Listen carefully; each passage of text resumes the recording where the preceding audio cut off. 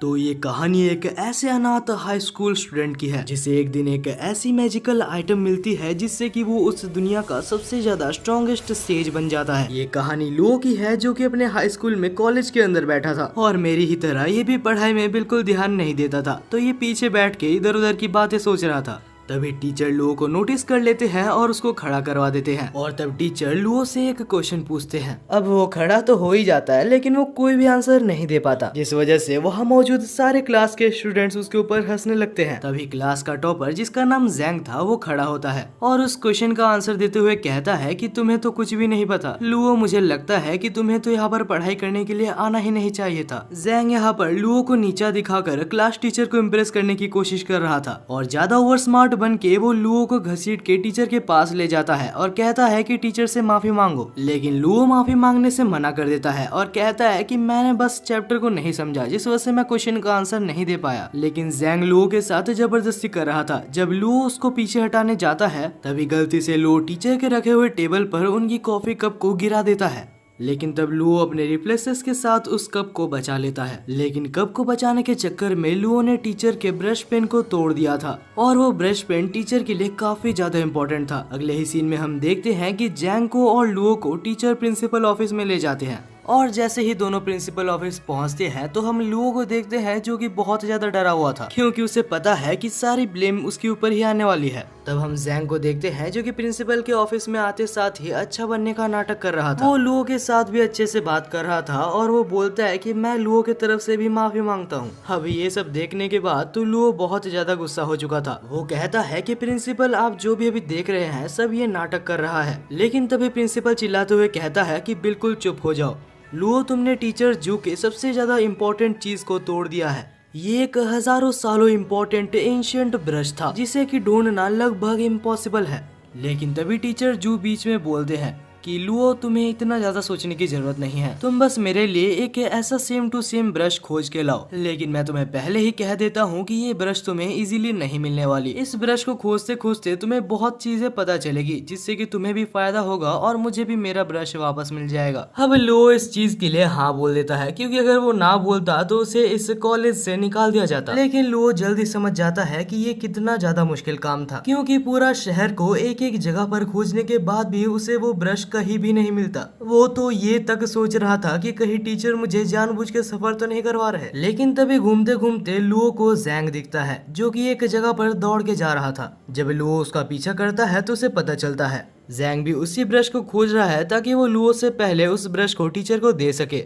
और तभी जैंग के अंकल बोलते हैं कि ये ब्रश मुझे मिल चुका है जो कि यहाँ पर नहीं एक और सिटी में है, हम लोग वहाँ पर चलेंगे लेकिन उससे पहले हम लोग कुछ खा लेते हैं। दूसरी तरफ हम लुओ को देखते हैं जो कि खुश हो रहा था क्योंकि ये उसके लिए बहुत बड़ा मौका था और लुओ जल्दी से जल्दी दूसरे सिटी में जाता है और उस शॉप को खोज लेता है। जब लुओ उस शॉप में पहुंचता है तो वहाँ पर मौजूद शॉपकीपर जो कि एक लड़की थी जिसका नाम रोंग था और उसे देखते साथ हमारे लुओ को उससे पहली नजर में ही प्यार हो गया था। अब वो शर्माते शर्माते पूछता है तो क्या तुम्हारे पास वो ब्रश है, और रोंग भी बोलती है कि हाँ हमारे पास वो ब्रश है। उसके बाद वो उसे ब्रश को दिखाती है लेकिन वो उसे ब्रश को छूने से मना करती है क्योंकि अभी वो उसे नहीं बेच सकते। वो कहती है कि मेरे ग्रैंडफादर जब यहाँ पर आ जाएंगे उसके बाद मैं उनसे पूछ के ये ब्रश तुम्हें बेच सकती हूँ। तभी वहाँ पर एक सूट पहना हुआ आदमी वहाँ पर एंटर करता है और कहता है कि वो ब्रश मेरी है। ये आदमी एक क्रिमिनल है और रोंग इसे जानती है। रोंग कहती है कि हमने तुम्हें कभी भी यहाँ पर नहीं बुलाया तो जल्दी से जल्दी यहाँ से भाग जाओ। ये आदमी जिसका नाम जेन है वो बहुत ज्यादा गुस्सा हो जाता है और उस ब्रश को लेके देखता है। उसके बाद बोलता है कि ये वो ब्रश नहीं है जिसको मैं खोज रहा हूँ और तब वो उस ब्रश को फेंक देता है। लेकिन सही टाइम पे लुओ उसको जाके पकड़ लेता है और उसके बाद जैंग कहता है कि अगर तुम मुझे वो ब्रश नहीं देती जो कि मैं मांग रहा हूँ तो मैं तुम सबको मार डालूंगा। तभी बीच में लुओ आ जाता है और अभी अभी जिससे उसे प्यार हुआ है उसके लिए वो उससे लड़ने लगता है। लेकिन तब जैंग इरिटेट होकर अपनी पावर को रिलीज करता है जिससे कि दोनों ही बहुत पीछे जाके गिरते हैं।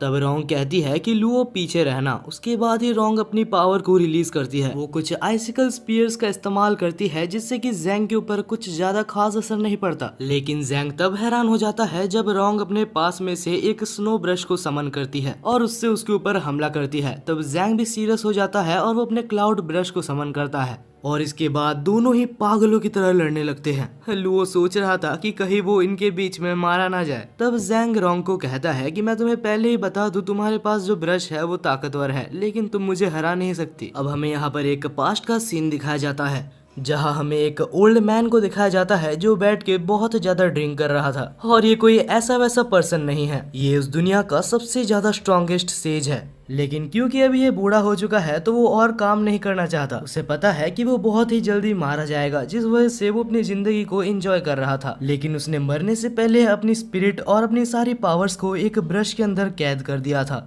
अब हमें फिर से प्रेजेंट में दिखाया जाता है जहाँ जैंग और रोंग लड़ रहे थे। और अब लड़ते लड़ते रोंग को एक झटका लगता है जिससे कि उसके पास से वही ब्रश निकल जाती है और वो ब्रश सीधा जाके लू के अंदर इंसर्ट हो जाती है। तब हम देखते हैं कि लू के अंदर कुछ चेंजेस आ रहे थे। कुछ ही देर में लू बिल्कुल बदल चुका था, उसकी प्रेजेंस बिल्कुल ही अलग हो चुकी थी। जैंग उसके ऊपर फिर से हमला करने की कोशिश करता है लेकिन वो लू की स्पीड को मैच नहीं कर पाता।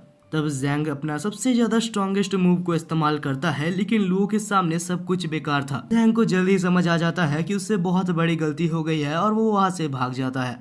उसके जाने के बाद रोंग पूछती है, लुओ क्या तुम ठीक हो? लेकिन लुओ बिल्कुल भी ठीक नहीं होता और वो वहीं पर बेहोश हो जाता है। अगले सीन में हमें लुओ को एक अजीब सी जगह पर दिखाया जाता है जहाँ लुओ एक बोट पे होता है। लेकिन लुओ की ये खुशी भी ज्यादा देर तक नहीं टिकती क्योंकि वो बोट भी नीचे डूब जाता है। हालांकि वो सपना देख रहा था लेकिन जैसे ही वो सपने से उठता है तो वो अपने सामने रोंग को पाता है। तब रोंग के ग्रैंडफादर जिसका नाम मिस्टर वे था वो आते हैं और रोंग को इंट्रोड्यूस करते हैं। तब मिस्टर वे बोलते हैं कि तुम बेहोश हो गए क्योंकि तुम वो ब्रश की पावर्स को संभाल नहीं सकते।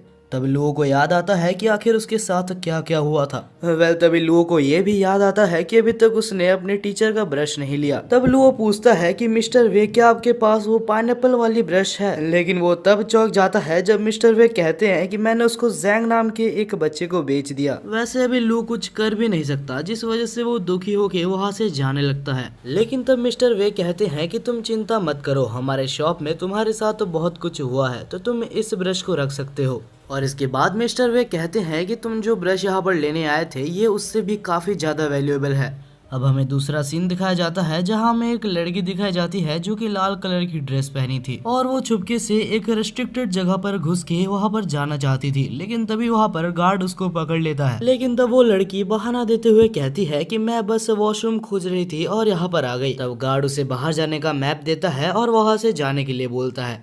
दूसरी तरफ हम लू को देखते हैं जो अभी भी दुखी दुखी चल रहा था क्योंकि उसे अभी तक वो पेन नहीं मिली थी जो कि उसे उसके टीचर ने लाने के लिए बोला था। मगर हाँ, उसके टीचर ने ये भी कहा था कि तुम भी कुछ अच्छा सीखोगे और मुझे भी मेरा ब्रश मिल जाएगा। तो मैंने कुछ नई चीजें तो जरूर सीखी है और ये पेन भी काफी अच्छा है। उम्मीद करता हूँ कि वो मुझे कॉलेज से ना निकाले। पहले अब लू जा रहा था मिस्टर जू के ऑफिस में वो पेन को देने के लिए और वो ये भी सोच रहा था कि वो अपने पेन को देते साथ ही एक इमोशनल स्टोरी को भी उसके साथ अटैच कर देगा ताकि टीचर जो उसको कुछ ना बोले और छोड़ दे। लेकिन तभी अचानक से लू के टीचर पीछे आ जाते हैं और आके पूछते हैं कि लू आखिर तुम यहाँ पर क्या कर रहे हो? लू तब कुछ समझ नहीं पाता और कह देता है कि मुझे आपकी पेन मिल गई है। टीचर तो खुश हो जाते हैं और उसको अपने केबिन के अंदर ले जाते हैं। जब लू अंदर जाता है तो वो काफी ज्यादा नर्वस होता है क्योंकि उसे पता है जो पेन उसे देनी थी वो पेन उसे मिली नहीं है। लेकिन अब लू कुछ कर भी नहीं सकता जिस वजह से वो पेन उसे देता है और वो पेन देने के बाद नहीं पता कैसे लू को उस पेन के बारे में सारी इन्फॉर्मेशन पहले से ही पता होती है। टीचर जैसे ही उस पेन को देखते हैं तो टीचर को पहले ही अंदाजा हो जाता है कि ये पेन बहुत ही ज्यादा कीमती है। ऊपर से जब लू उस पेन के बारे में उसे जितनी इन्फॉर्मेशन पता थी सारी इन्फॉर्मेशन टीचर को बताता है तो वो टीचर काफी ज्यादा खुश हो जाते हैं। यहाँ तक कि वो टीचर उस पेन को ट्राई कर भी देखते हैं।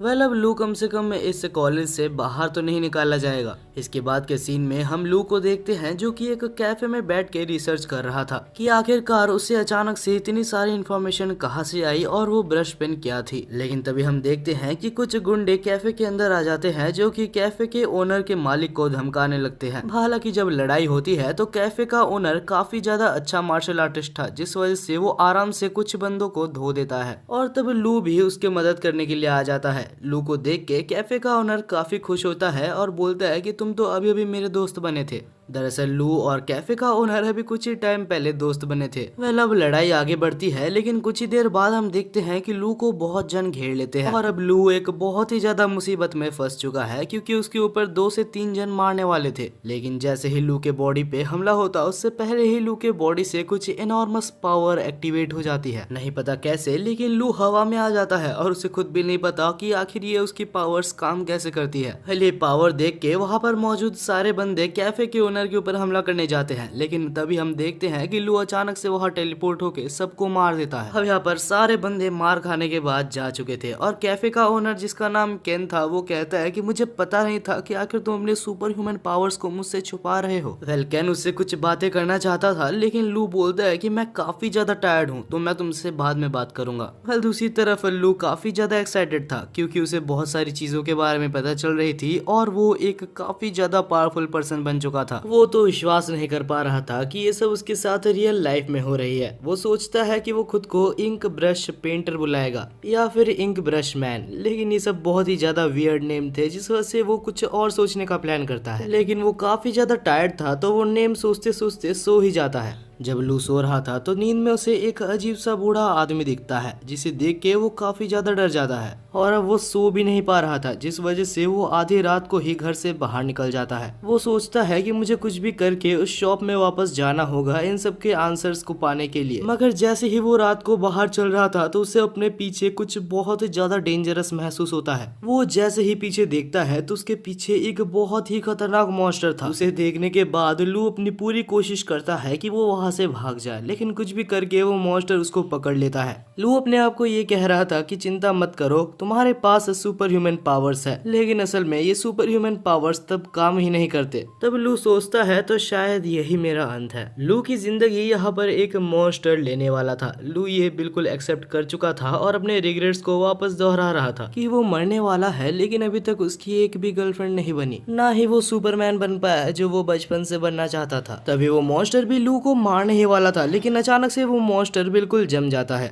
क्योंकि वहीं पर सही टाइम पे रोंग आ चुकी थी जो कि लू को बचा लेती है। तब रोंग लू को पूछती है कि आखिर हमने जो तुम्हें ब्रश दिया था वो क्या तुम्हारे पास है, लेकिन तब लू कहता है कि मैंने वो अपने टीचर को दे दिया। और ये सुन के रोंग काफी ज्यादा गुस्सा हो जाती है और उस गुस्से को मॉन्स्टर के ऊपर निकाल देती है। और रोंग इतनी ज्यादा ताकतवर है ये देख के लू उसके ऊपर फिर से फिदा हो जाता है। वेल अब ये सब हो जाने के बाद लू और रोंग फिर से उसी शॉप के अंदर जाते हैं और रोंग लू को इस बार अपने ग्रैंडफादर के पास ले जाकर बैठा देती है। तब हम देखते हैं कि रोंग के ग्रैंडफादर कहते हैं कि तुम्हारे ऊपर रात को जिस मॉन्स्टर ने हमला किया था उसे आखिर एक ब्रश पपेट कहा जाता है। वो कुछ ऐसे खतरनाक मॉन्स्टर्स होते हैं जो कि ब्रश पेन के द्वारा बनाए जाते हैं, और जो ब्रश पेन मैंने तुम्हें दिया था, अगर तुम्हारे पास वो ब्रश पेन होता तो तुम मॉन्स्टर से बच सकते थे, लेकिन तुमने उस ब्रश पेन को किसी और को दे दिया। मैं ठीक कह रहा हूँ ना? तब लू कहता है अरे हाँ आप बिल्कुल ही ठीक कह रहे हैं, वो ब्रश मैंने मेरे टीचर को दे दिया था। तब लू कहता है कि आप मेरे को बिल्कुल पहले से पूरी स्टोरी को बताइए, मुझे पता है आप मुझसे कुछ छुपा रहे हैं। तब ग्रैंडफादर कहते हैं कि अगर तुम्हें सुनना ही है तो मैं तुम्हें सब कुछ पहले से बताता हूँ। बहुत समय पहले की बात है जब इस दुनिया में कुछ भी सही नहीं चल रहा था, बिल्कुल वर्ल्ड वार की तरह ही यहाँ पर बहुत सारी केओस मची थी। उस समय की बात है, बहुत सारे टैलेंटेड स्पिरिट्स और मेजेस मारे जा रहे थे। तब एक बहुत ही ज्यादा स्ट्रॉन्ग मेज ने सारे स्पिरिट्स को ब्रश में कैद करना शुरू कर दिया था, और उनमें से ही एक ब्रश अभी तुम्हारे अंदर इंसर्ट हो चुका है। और लू अगर तुम्हें पता नहीं तो तुम्हारे अंदर जो स्पिरिट है वो सारे स्पिरिट्स की किंग है। लू खुश हो जाता है और कहता है तो इसका मतलब मैं सारे स्पिरिट ब्रशेस का किंग हुआ। तब ग्रैंडफादर कहते हैं कि ऐसा तो हो सकता है, लेकिन ये पूरी तरीके से सच नहीं है, क्योंकि तुम्हारे अंदर जो स्पिरिट ब्रश की पावर है वो बस उस स्पिरिट की एक छोटी सी पार्ट है। तभी हम देखते हैं कि ग्रैंडफादर को कुछ अजीब सा महसूस होता है और लू के पीछे वो एक एनिमी को डिटेक्ट करके उसके ऊपर हमला कर देते हैं। उस बंदे का नाम ली था जो कि लुओ का जान लेने के लिए आया था, क्योंकि लुओ के पास वो सबसे ज्यादा स्ट्रॉन्गेस्ट स्पिरिट ब्रश है जो कि उसको चाहिए। और ये कोई ऐसा वैसा एनिमी नहीं है, ये एक बहुत ही ज्यादा खतरनाक एनिमी है, क्योंकि ये एक बहुत ही बड़े फैमिली का हेड है। अब वो लुओ के ऊपर हमला करता उससे पहले ही रोंग उसके ऊपर हमला कर देती है, लेकिन ली उस अटैक को काफी आसानी से रोक लेता है और उल्टा रोंग के ऊपर एक बहुत ही खतरनाक हमला करता है। तब रोंग को बचाने के लिए सामने लू आ जाता है, लेकिन ग्रैंडपा सही टाइम पे उसको संभाल लेते हैं। और तब हम देखते हैं कि ली बहुत ज्यादा गुस्सा होके बहुत सारे अटैक्स एक बार में करने लगता है। लेकिन ग्रैंडफादर भी कोई कमजोर खिलाड़ी नहीं था। दूसरी तरफ हम लू को देखते हैं जो रोंग को पूछता है कि आखिर ये सब क्या चल रहा है। तब रोंग कहती है कि तुम्हारे अंदर जो ब्रश है वो टॉप 7 ब्रशेस में से काउंट होता है और ये बंदा उन 7 ब्रशेस को कलेक्ट करने का काम करता है जिनमें से एक ब्रश तुम्हारे अंदर है, तो वो तुमको मार के तुम्हारे अंदर से उस ब्रश को लेने के लिए आया है। दूसरी तरफ हम देखते हैं कि अभी तक ग्रैंडपा उससे लड़ रहे थे, लेकिन अभी उनकी तबीयत काफी ज्यादा अच्छी नहीं थी क्योंकि ग्रैंडफादर बूढ़े हो चुके हैं, तो वो उनसे काफी ज्यादा देर तक नहीं लड़ सकते, जिस वजह से रोंग लड़ने का फैसला करती है। तब वो लू को कहती है कि तुम यहाँ से जितना दूर हो सके उतना दूर भाग जाओ, क्योंकि अगर मैं नहीं लड़ पाई तो वो तुम्हें भी मार देगा। दूसरी तरफ हम ली को देखते हैं जो कि ग्रैंडफादर को मारने ही वाला होता है, लेकिन तभी लू अपनी पावर को एक्टिवेट करके एक प्रोटेक्शन बैरियर से उनको बचा लेता है। ग्रैंडफादर कहते हैं कि लू तुम भाग जाओ क्योंकि तुम इसके सामने नहीं जीत सकते। तब लू कहता है कि मैं इस फाइट में उतर चुका हूँ और अब मैं भाग नहीं सकता,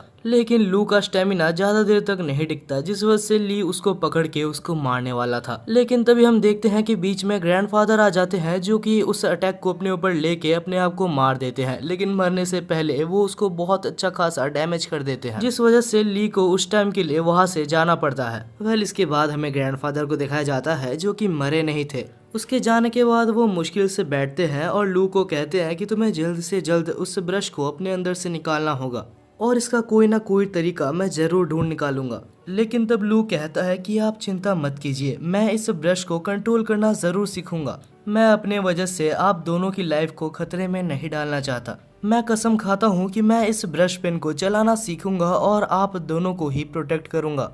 तब ग्रैंडफादर कहते हैं कि अगर तुम यही चाहते हो लू तो यही सही। इस ब्रश पेन को चलाना मुश्किल जरूर है, लेकिन मैं तुम्हें ट्रेन जरूर करूंगा, लेकिन उससे पहले मैं थोड़ा रेस्ट कर लूं ताकि मेरा ये जख्म ठीक हो सके। तब रोंग कहती है कि आप चिंता मत कीजिए, जब तक आप रिकवर नहीं होते तब तक रोंग को ट्रेनिंग देने की जिम्मेदारी मेरी हुई। वेल इतना कुछ होने के बाद भी हमारा नल्ला मेन कैरेक्टर अभी खुश हो रहा था क्योंकि रोंग उसको ट्रेनिंग देने वाली है। अब दूसरी सीन में हमें रोंग को और लू को दिखाया जाता है जो कि स्कूल में थे और सब लू को बहुत ज्यादा टेंशन दे रहे थे, और भला क्यों ना दे क्योंकि उसके साइड में ही रोंग भी उसके साथ ही चल रही थी। अब इसके बाद ही रोंग लू को एक लाइब्रेरी में ले जाती है और कहती है कि तुम्हें यहाँ पर सारे इम्पोर्टेंट पोएम्स को रिसाइट करना होगा, क्योंकि सारे पोएम्स को जानने के बाद ही तुम ब्रश की फुल पोटेंशियल को समझ पाओगे। लू भी बहुत ज्यादा परेशान हो जाता है क्योंकि उसे लग रहा था कि उसे पढ़ाई नहीं करनी होगी, लेकिन यहाँ भी उसे पोएम्स याद करने होंगे। वह रोंग काफी ज्यादा टेंशन में थी, जिस वजह से लू उसको एक जोक सुना के उसको हंसाने की कोशिश करता है, लेकिन अफसोस रोंग हंसती नहीं है। और तभी वहाँ पर जैंग आ जाता है जो आकर लू की फिर से बेइज्जती करने लगता है। वो कहता है कि अगर तुम्हें बस मजबूरी में ही लू के साथ रहना है तो तुम उसे छोड़ सकती हो, और अगर तुम्हें पोएम्स ही चाहिए तो मेरे को सारे पोएम्स याद है। ये सब सुन के लू बहुत ज्यादा परेशान हो गया था और इतना गुस्से में था कि उसे कुछ भी समझ नहीं आ रहा था। तब जैंग अपने आप को रोंग से इंट्रोड्यूस करता है और कहता है कि लू एक बहुत ज्यादा बेकार स्टूडेंट है। वो इतना ज्यादा घटिया है कि कुछ दिन पहले उसने कुछ ऐसा काम किया था जिससे कि वो कॉलेज से निकाल दिया जाता। तब लू को लगता है कि ये सब सुनने के बाद रोंग उसकी हेल्प नहीं करेगी या ही उसके साथ रहेगी, लेकिन भाई वो कहते हैं ना कि मेरी वाली अलग है। बस वैसे ही रोंग यहाँ पर उल्टा जैंग को ही रोस्ट कर देती है। वो कहती है कि तुम बस अपने आप को अच्छा दिखाने की कोशिश कर रहे हो, भले ही तुम एक नालायक हो। और ये सुनने के बाद वहाँ पर मौजूद सारे स्टूडेंट्स उसके ऊपर हंसने लगते हैं, लेकिन इस जैंग गधे को अभी तक समझ नहीं आया। उसे लग रहा है कि वो बस जबरदस्ती लू के साथ है और उसे लग रहा है कि वो लू से रोंग को छीन लेगा। कुछ समय बाद हमें दिखाया जाता है कि रोंग और लू एक पेड़ के नीचे बैठे होते हैं। लू को अभी तक विश्वास नहीं हो रहा था कि उसके लिए रोंग ने स्टैंड लिया। वो सोच रहा था कि क्या यही असली प्यार है। अब अगर इन सब बातों को साइड में रख दिया जाए तो लू को सारे पोएम्स याद हो गए थे, लेकिन उसे एक भी पोएम समझ नहीं आया था। तब रोंग उसके साइड में आके बैठती है और कहती है कि जो भी ब्रशेस होते हैं वो प्रिफर करती है कुछ जीनियस लोगों के अंदर जाने के लिए, कुछ ऐसे लोग जिनको पोएम्स और उनके ऑथर के बारे में सारा कुछ पता होता है, ताकि वो सारे ब्रशेस अपनी फुल पोटेंशियल का यूज कर सके। लेकिन तुम्हारे जैसे गधे के अंदर एक ब्रश चला गया है, जिस वजह से वो कभी भी अपने फुल पोटेंशियल का यूज नहीं कर पा रही। लू सोच रहा था कि बस यही देखना बाकी रह गया था, इसने मेरे मुंह पे मेरे को गधा बोल दिया। और ये सारी बातें पेड़ के पीछे से से जैंग सुन रहा होता है। वो अभी सोचता है कि अगर ये सच बात है तो मेरे को भी एक ब्रश पेन ले ही लेना चाहिए। दूसरी तरफ लू पढ़ाई कर करके थक चुका है तो उसे लगता है कि उसे अभी एक ब्रेक तो ले ही लेना चाहिए। तब रोंग कहती है कि जब वो ली तुम्हारे सामने रहेगा तो तुम्हें पूरी अपनी जिंदगी से छुट्टी मिल जाएगी। ली जूगे फैमिली से बिलोंग करता है और वो फैमिली एक बहुत ही ज्यादा पॉपुलर फैमिली है जो कि अभी तुम्हारे पीछे पड़ा है और उस फैमिली से कोई भी लड़ना नहीं चाहता। तो तुम्हें जल्दी से जल्दी तुम्हारे अंदर मौजूद ब्रश पेन के बारे में जानना होगा। जितना जल्दी तुम जानोगे उतने ही अच्छे से तुम उसे यूज कर पाओगे। और हमारा नल्ला बेरोजगार लू अभी भी बस छुट्टी लेने के बारे में सोच रहा था। तभी अचानक से नहीं पता कैसे लेकिन उसके अंदर मौजूद सारे ब्रशेस के बारे में उसे इन्फॉर्मेशन पता लग जाती है और वो सारी इन्फॉर्मेशन रोंग को समझा देता है। तब हमें बताया जाता है कि लू यहाँ पर आने से पहले अपने टीचर के पास गया था जिससे कि वो सारी इन्फॉर्मेशन कलेक्ट करके लाया था। बस वही क्योंकि वो रोंग को इम्प्रेस करना चाहता था। और हाँ, ये काम भी करता है क्योंकि ये सब सुनने के बाद रोंग लू को देखकर पहली बार अपनी जिंदगी में स्माइल करती है। और ये सब होने के बाद लू अपने ही ख्यालों में खो गया था जिस वजह से रोंग उसको एक जोर का मारती है और उसको बोलती है कि और ज्यादा पढ़ाई करो।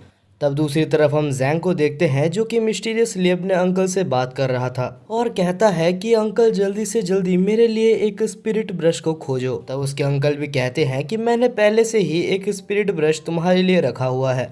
उसी रात दूसरे जगह पर हमें दिखाया जाता है रोंग और लू को जो कि एक साथ कहीं पर जा रहे थे। क्योंकि लू के साइड में रोंग भी थी तो लू को काफी ज्यादा अटेंशन मिल रहा था। लू कहता है कि रोंग अगर तुम चाहो तो तुम अपने घर जा सकती हो, लेकिन तब रोंग कहती है कि नहीं, मैं तुम्हारे साथ ही रहूंगी। और ये सुन के वहाँ पर मौजूद सारे लोग बहुत ज्यादा हैरान हो जाते हैं। तब लू कहता है तो ठीक है लेकिन यहाँ पर नहीं, तुम मेरे साथ कहीं और चलो। और इसके बाद ही हम लू को देखते हैं जो कि रोंग को लेके वही इंटरनेट कैफे में ले जाता है। हाँ, वही इंटरनेट कैफे जहाँ पर लू कुछ दिन पहले आया हुआ था। लू के नए दोस्त को पहले लू समझाता है कि हाँ, रोंग मेरे एक पार्टनर है, ना ही मेरी गर्लफ्रेंड। तब कैफे का ओनर लू और रोंग को एक जगह दे देते हैं बैठने के लिए। और रोंग उस इंटरनेट कैफे यानी कि वो कंप्यूटर इंटरनेट को देख के काफी ज्यादा हैरान थी। वो कहती है कि मैं बचपन से ही एक स्पिरिट ब्रश को कंट्रोल करना सीखती हूँ और इसका एक मतलब ये भी है कि बचपन से ही मैं कभी भी बाहर की दुनिया को ज्यादा एक्सप्लोर नहीं कर पाई, तो ये सारी चीज मेरे लिए बिल्कुल ही नहीं है। तब लू कहता है कि इस इंटरनेट में बहुत कुछ है, अगर तुम चाहो तो हम लोग अभी कुछ देर के लिए प्रैक्टिस को साइड में रख के कुछ गेम्स खेल सकते हैं। और रोंग को भी थोड़ा सा ब्रेक चाहिए था जिस वजह से दोनों ही गेम्स को खेलने लगते हैं। कुछ देर बाद लू सोचता है कि क्या सच में रोंग इससे पहले कभी भी गेम्स नहीं खेली है, क्योंकि रोंग पहले ही ट्राई में गेम को बहुत ही अच्छे से खेल रही थी। रोंग कहती है कि ये सब गेम्स वगैरह बहुत ही ईजी है ये कंपेरिजन में कि मैं बचपन से ही एक स्पिरिट ब्रश को यूज करती हूँ। मेरे ख्याल से इन गेम्स को खेलने से 100 गुना ज्यादा हार्ड है स्पिरिट ब्रश को कंट्रोल करना। और ये सुनने के बाद लू फिर से अपने प्रैक्टिस में लग जाता है। उसे ये पता चलता है कि जितनी जल्दी वो जितने ज्यादा पोएम्स को रिसाइट करेगा उतनी जल्दी ही उसकी स्पिरिट स्ट्रांग होगी। अब इतनी सारी पोएम्स को रिसाइट करने के बाद वो काफी ज्यादा थक चुका था तो वो उठता है और अपने दोस्त के पास जाता है और तब वो उससे बात करते करते कहता है कि रोंग बिल्कुल भी ऐसी वैसी लड़की नहीं है, वो सच में एक बहुत ज्यादा मेहनती लड़की है। तब कैफे का ओनर एक सजेशन देता है। वो कहता है कि मुझे जैसे लगता है रोंग एक ऐसी लड़की है जो कि इंटरनेट कैफे में आना ज्यादा देर तक पसंद नहीं करेगी। तो लू तुम्हें जल्दी से जल्दी कुछ ऐसे जगह देख के रखना चाहिए जहां तुम रोंग को ले जा सको, वरना मुझे नहीं लगता कि तुम्हारा रिलेशनशिप ज्यादा दिनों तक चलेगा। लू कहता है कि हाँ, तुमने सही कहा और इस बारे में मैं सोचूंगा। इसके बाद लू रोंग के पास जाता है और उसे सोते हुए कुछ देर तक देखता है। और अब लू को कुछ काम से बाहर जाना था लेकिन वो रोंग के ऊपर बोझ नहीं बनना चाहता। तब लू अपने टीचर को कॉल करता है और कहता है कि क्या आप मेरे को वो ब्रश कुछ देर के लिए उधार दे सकते हैं जो कि मैंने आपको दिया था। लेकिन तब टीचर कहते हैं अच्छा वो ब्रश तो मैंने जैंग को दे दिया क्योंकि उसके अंकल मुझे वो ब्रश मांग रहे थे। ये सुनने के बाद ही वो बहुत ज्यादा टेंशन में आ जाता है और उस ब्रश को लेने के लिए बाहर भागता है। वो अंधेरी रात में भागे ही जा रहा था तभी अचानक से वो नीचे गिर जाता है। जब वो देखता है कि आखिर उसके सामने कौन आया तो वो देखता है कि वो जैंग के अंकल थे जो कि नीचे गिरे हुए थे। उसे देख के लू को कुछ भी समझ नहीं आता तो वो इमरजेंसी नंबर में कॉल लगाने लगता है। लेकिन तभी उसे अचानक से उसके पीछे से कुछ आवाज आने लगती है तो वो चुपके से उधर अंदर देखने की कोशिश करता है। और जैसे ही वो अंदर देखता है तो वो देखता है कि वहाँ पर अंदर जैंग बैठा हुआ था जहाँ पर एक लेडी भी थी जो कि सच में काफी ज्यादा पावरफुल लग रही थी।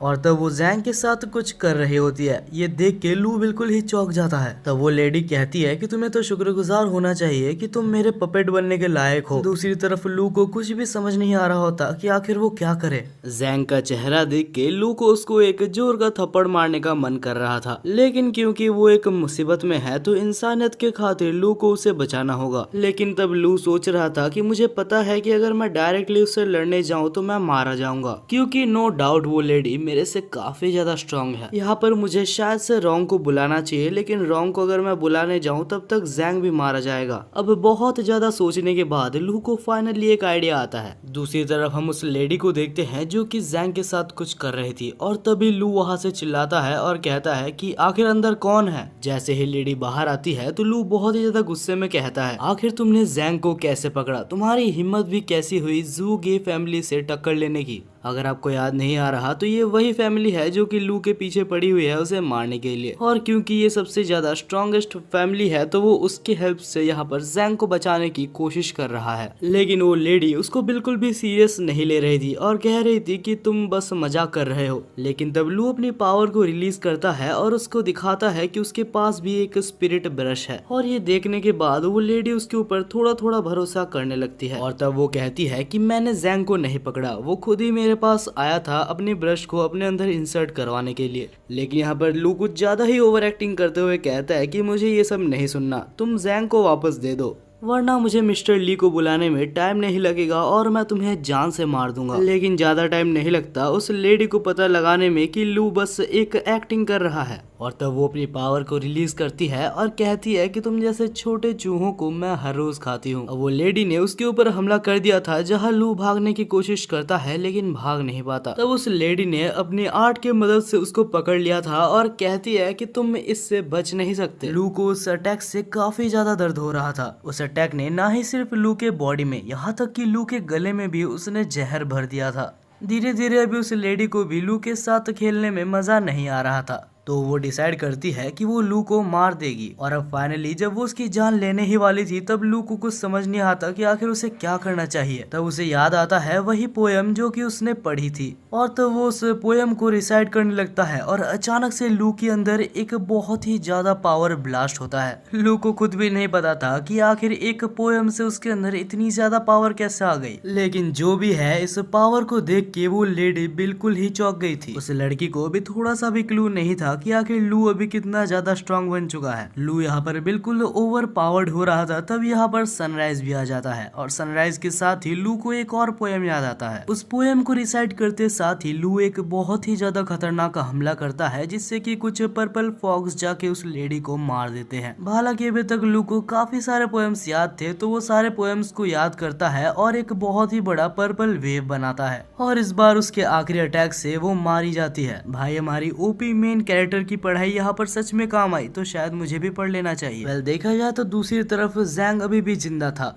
ये एक अच्छी बात भी है और शायद एक बुरी बात भी है। अब लू उसको पकड़ता है और रोंग के पास ले जाता है। जैंग यहाँ पर बिल्कुल ही एक ज़ॉम्बी की तरह बन चुका था। जब लू रोंग के पास जैंग को ले जाता है तब रोंग कहती है कि इसके ऊपर ब्रश का कंट्रोल हो चुका था, लेकिन लकीली ये बच चुका है क्योंकि इसका कंट्रोल अभी तक ब्रेन के ऊपर नहीं आया था। रोंग उसको पूरी तरीके से क्योर नहीं कर पाती, लेकिन उसके प्रोसेस को थोड़ा स्लो कर देती है। और तभी वहाँ पर जैंग के फादर भी आ जाते हैं, जो कि जैंग को बचाने के लिए लू का शुक्रिया अदा करते हैं और उसे कुछ पैसे भी देते हैं। अब हमें कुछ देर बाद दिखाया जाता है जहाँ पर रोंग और लू एक जगह पर बैठे थे, और रोंग कहती है कि तुमने बहुत ही बढ़िया काम किया लू, मुझे तुम्हारे ऊपर गर्व है कि हमने जो सीखा उसका तुमने बहुत ही अच्छी तरीके से यूटिलाइज किया, और ये कॉम्प्लीमेंट हमारे लू के लिए कोई छोटी बात नहीं थी। दूसरी तरफ हमें उस कैफे ओनर को दिखाया जाता है जिसका नाम येन था। वो देखता है कि जमीन में कुछ गिरा हुआ है, और जैसे ही वो उसको खोलता है तो कुछ अननोन पावर उसके अंदर चली जाती है। रोंग और लू दौड़ते दौड़ते वहां पर आते हैं, और तब लू कहता है कि अरे ये तो वही ब्रश है जो कि मुझे उस लेडी को हराने के बाद मिली थी। रोंग कहती है कि अगर तुम्हें कोई ब्रश मिला था तो तुम्हें पहले कहना चाहिए था, और अगर ये सच में एक ब्रश ही है तो हमें कोई चिंता करने वाली बात नहीं है क्योंकि ये बस बेहोश ही हुआ है। जैसे ही ये नींद से उठता है तो वो कहता है कि लू, मुझे पहले से पता था कि तुम एक सुपरमैन हो, बस अभी मुझे कह ही दो कि आखिर तुम एक अच्छे सुपरमैन हो या फिर तुम एक बुरे सुपरमैन हो। लू कहता है अरे भाई रुक जा, मेरे को बताने का मौका तो दे। और इसके बाद ही लू कहता है कि हम लोग कोई बुरे आदमी नहीं है। तभी यन कहता है अगर ऐसा है तो मैं भी एक सुपरमैन बन चुका हूँ। और उसके बाद ही यन कहता है कि चिंता मत करो, अगर तुम्हारे ऊपर कोई हमला करेगा तो मैं तुम्हें बचा लूंगा।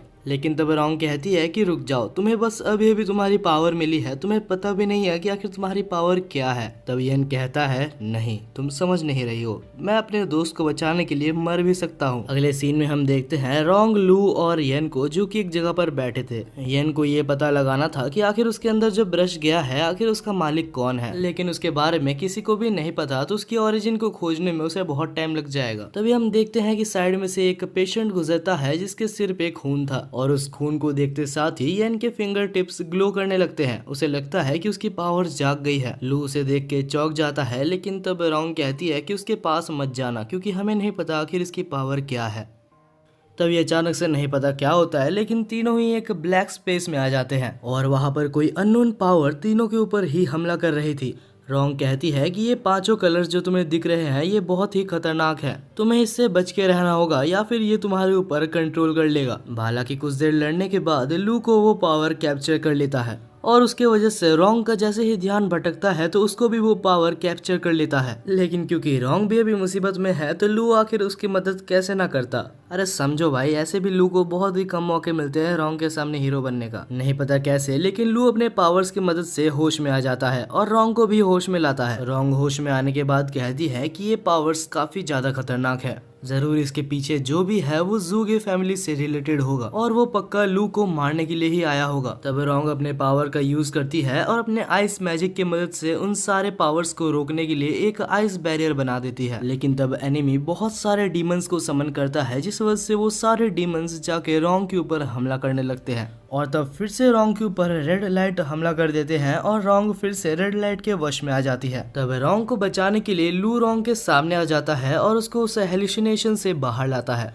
लू इन सब चीजों में इतना ज्यादा खो चुका था कि उसे पता भी नहीं था कि पीछे से एक डीमन आके उसके चेस्ट से उसके हाथ को आर पार कर चुका था। जैसे ही लू को ये चीज पता लगती है तो वो कहता है कि रोंग यहाँ से जल्दी भाग जाओ। तब वो डीमन लू को उठाता है और उसको उठा के यन के ऊपर फेंक देता है।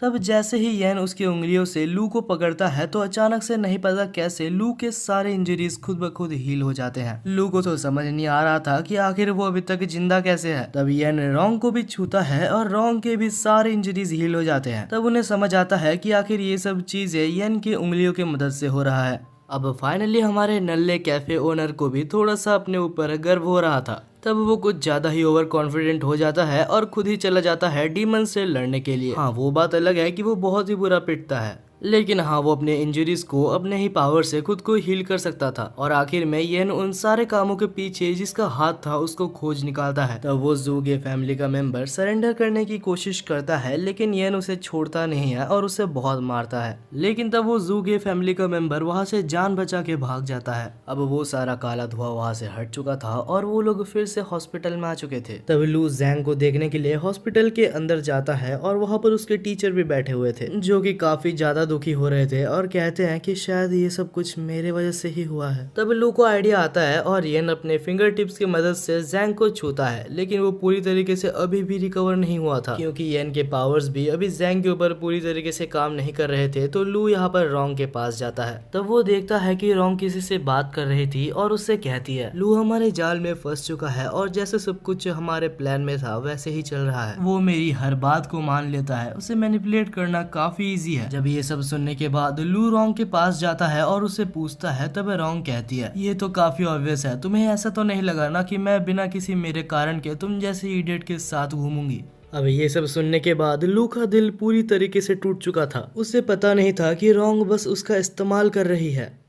अगले सीन में हमें रोंग और रोंग के ग्रैंडफादर को दिखाया जाता है। हमें बताया जाता है कि पहले से ही रोंग के ग्रैंडफादर का यही प्लान था कि वो लू के मदद से बाकी सारे ब्रशेस को खोजेंगे। अब ये सब सोच के जब लू बाहर चल रहा होता है तभी उसको वही रेड ड्रेस पहनने वाली लड़की दिखती है। ये वही लड़की है, अगर आप याद करोगे तो पहले ये बिल्कुल ही इलीगल तरीके से एक टेम्पल पे घुसना चाहती थी। वो यहाँ पर आके लू को मैनिपुलेट करने की कोशिश कर रही थी। वो कहती है कि तुम मेरे साथ चलो, उस रोंग ने तुमको धोखा दे दिया लेकिन मैं तुम्हें धोखा नहीं दूंगी। अगर तुम चाहो तो मेरे साथ मिलके रोंग और उसके ग्रैंडफादर से पहले 7 कोलोसल ब्रश को खोज सकते हो। लेकिन वो बोलते हैं ना कि एक बार धोखा खाने के बाद बार बार धोखा नहीं खाते। तब लू कहता है कि नहीं, कोई जरूरत नहीं है, मैं ऐसे ही ठीक हूँ। लेकिन तब वो रेड ड्रेस वाली लड़की लू को जबरदस्ती उसके साथ खींच के ले जाती है। यहाँ पर लू चाहता तो ना बोल सकता था, लेकिन लू की मस्ती तो देखो। और इसी मस्ती के चक्कर में वो फिर से मैनिपुलेट हो जाता है और हमें पता ही है कि ये लाल ड्रेस वाली लड़की कोई अच्छी लड़की नहीं है। तब वो रेड ड्रेस वाली लड़की लू को कोने में ले जाती है और फ्लर्ट करने के बहाने उसको बेहोश कर देती है। और उसके बाद वो लड़की लू को कार में भर के वहाँ से चली जाती है। दूसरी तरफ हम रोंग और येन को देखते हैं जो कि लू को खोज रहे थे, लेकिन लू का तो कोई अता पता ही नहीं था। दूसरी तरफ हमें फिर से लू को दिखाया जाता है जो कि कार के डिक्की में बंद था और उसे जैसे ही होश आता है तो वो देखता है कि उसके पावर्स को सील कर दिया गया है। तब वो लेडी उसको एक मंदिर में ले आती है और कहती है कि अगर मैं चाहूँ तो इस मंदिर में तुम्हें अभी इसी वक्त मार के तुम्हारे अंदर से उस ब्रश को ले सकती हूँ। और तब लू के अंदर से उस ब्रश को लेने के लिए वो लेडी वहाँ पर एक बहुत ही खतरनाक अटैक लू के ऊपर करती है। लेकिन तभी अचानक से उस अटैक को किसी ने रोक दिया था। तभी हमें एक अननोन पर्सन को दिखाया जाता है जो कि बिल्कुल ही टकला था। तब वो अननोन पर्सन उसके स्टूडेंट को बुलाता है जिसका नाम जू था और कहता है कि जल्दी से जल्दी उस लेडी को मार गिराओ। जहाँ पर जू और वो लेडी फाइट करने लगते हैं, लेकिन वो लेडी भी काफी ज्यादा कमजोर नहीं थी। हम देखते हैं कि वो दोनों के अंदर बहुत ही अच्छा फाइट चलता है, लेकिन आखिर में जू थोड़ा ज्यादा स्ट्रांग निकलता है और इस फाइट को जीत जाता है। लेकिन आखिर में कुछ भी करके वो लेडी वहाँ से भागने में कामयाब रही थी। इसके बाद ही हमें वो टकले आदमी का नाम बताया जाता है जो कि मास्टर बेड था। अब ये सब खत्म होने के बाद मास्टर बेड लू से पूछते हैं कि तुम्हारे अंदर ब्रश है क्या, मैं सही बोल रहा हूँ? तब लू कहता है कि नहीं, मेरे अंदर कोई भी ब्रश नहीं है। मास्टर बेड कहते हैं कि तुम्हारे अंदर ब्रश है और ये मैं सेंस कर सकता हूँ। तब लू एक फाइट के लिए प्रिपेयर हो रहा था, लेकिन तभी मास्टर बेड कहते हैं कि चिंता मत करो, हम तुम्हें हार्म पहुंचाने के लिए नहीं आए हैं, ना ही मैं तुमसे कोई फाइट करना चाहता हूँ। मुझे बस तुम्हारे अंदर मौजूद वो ग्रीन कोलोसल ब्रश के बारे में थोड़ा सा और जानना है। तब मास्टर बेड लू को एक पुरानी कहानी के बारे में बताते हैं। बहुत सालों पहले की बात है, मैं और रोंग के फादर बहुत ही अच्छे दोस्त हुआ करते थे, लेकिन कुछ कारणों की वजह से रोंग के फादर वहाँ से डिसअपीयर हो गए और आज तक उनका कोई भी अता पता नहीं है।